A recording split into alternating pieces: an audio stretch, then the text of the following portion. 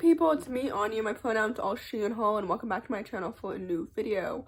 I've made videos in the past about my favorite disabled queer books, but today's video is focused specifically on my favorite books with autistic queer main characters, just because in light of the recent inauguration, I just wanted to say, if it's not abundantly clear on this channel, I stand with the transgender community, the queer community, the autistic community. I understand that the Nazi salute is not something that an autistic person accidentally does, and being autistic does not excuse you from possibly being a bad person. And I'm autistic myself, and I'm not a Nazi, and it's so disheartening to see the media blame Elon Musk's horrible actions on his disability as if that's what made him do that. That's not what made him do that. I can't believe that I have to say that even. But anyway, in light of the inauguration in the United States, I just wanted to quickly say that I am an ally to the queer community, to the transgender community, to every single marginalized community that will be targeted by Trump's terror. Trump is a president that I did not vote for. I do not like him.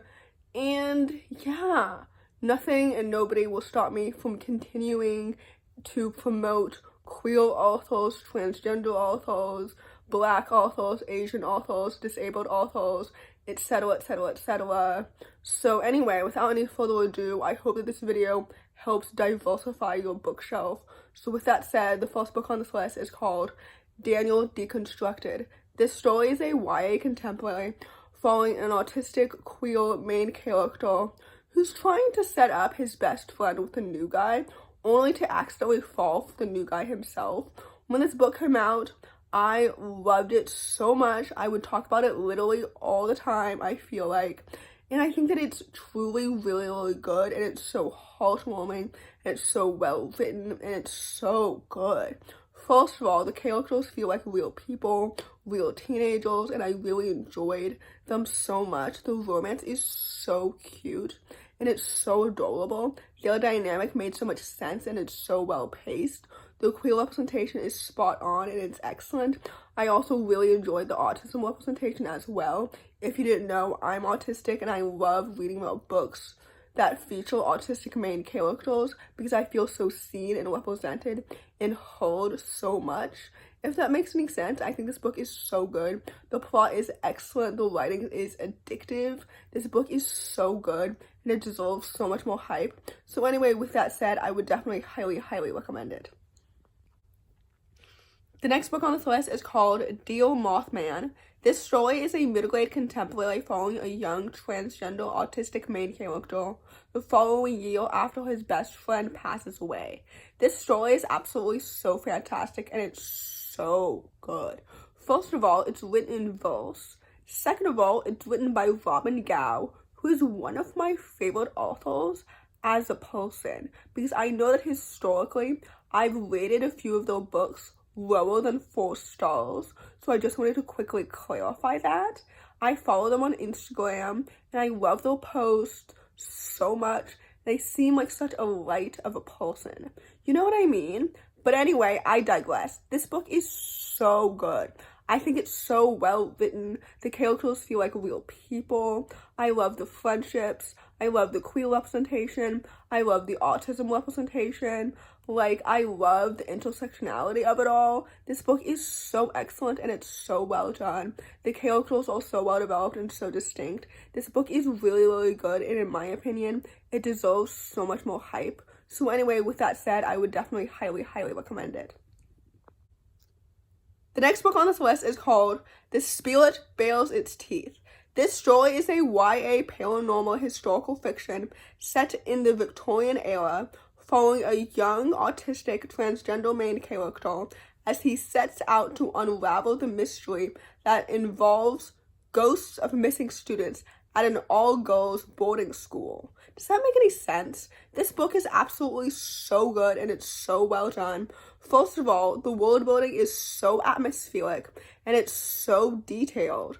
Like, the amount of detail for some readers might be too much, but for me, it was absolutely excellent. And I just really enjoyed it so much. The writing is so good and so awesome. The characters are so well developed and so distinct.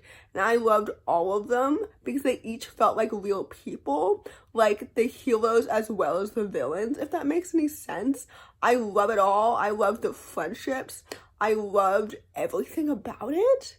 Like, this book is so good, and it deserves all of its hype and so much more. I loved the queer representation. I loved the disabled representation. I need to read more books that are about disabled characters set in the past.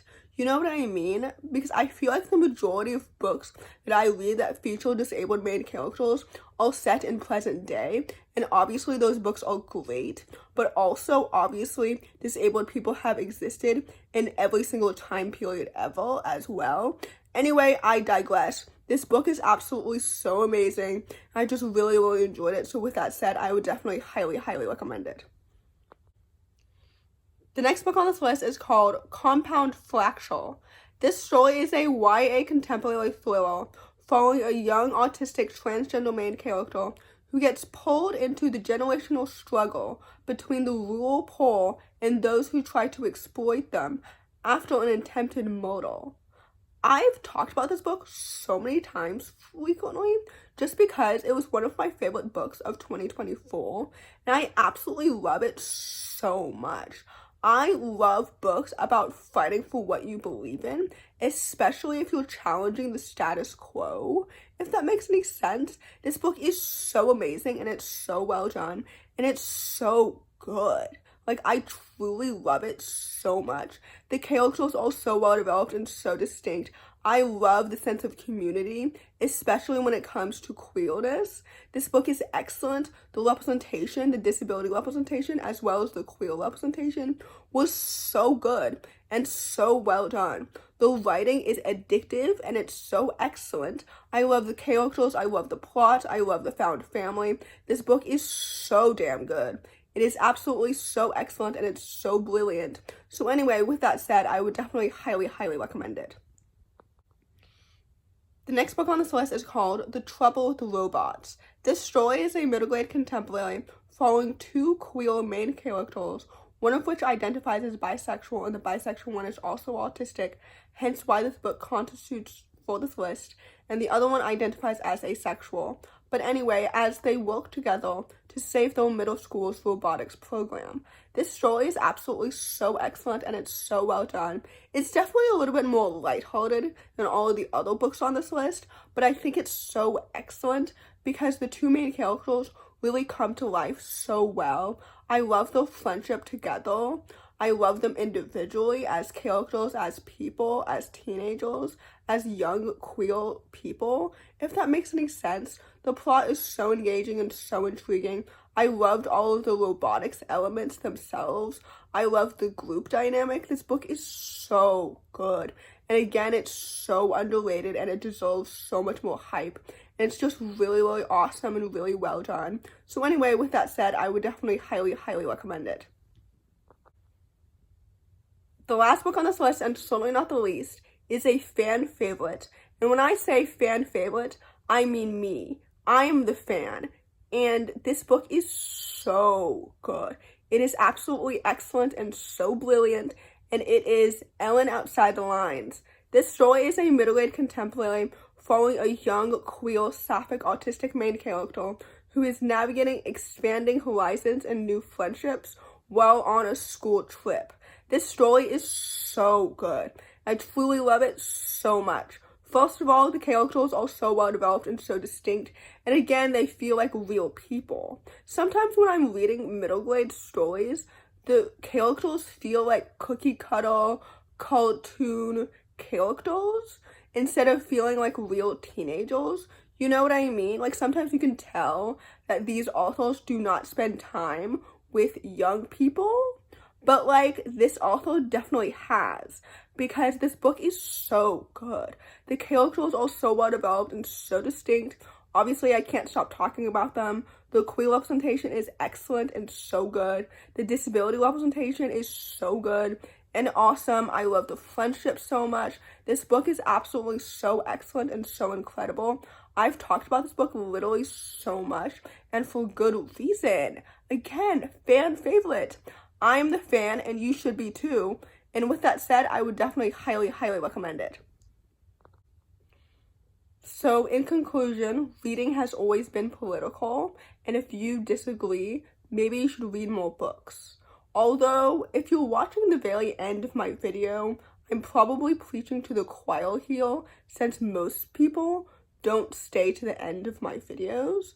But anyway, just to clarify what I was saying at the beginning of this video, I am an ally to the queer community, to the disabled community, to all marginalized communities, and I am not an ally to President Trump. I did not vote for him. I do not like him. I do not like what he plans to do when it comes to the queer community, when it comes to women, to abortion, etc., etc. So anyway, with that said, I will not be silenced. I will continue to make videos about diverse authors, about promoting queer authors, POC authors, etc., etc., etc. So anyway, in conclusion, if you enjoyed this video, please don't hesitate to give it a big thumbs up. Comment down below the teddy bear emoji if you made it all the way to the end of the video. Thanks for watching. Subscribe to my channel if you're new, and I'll see you in my next video. Bye!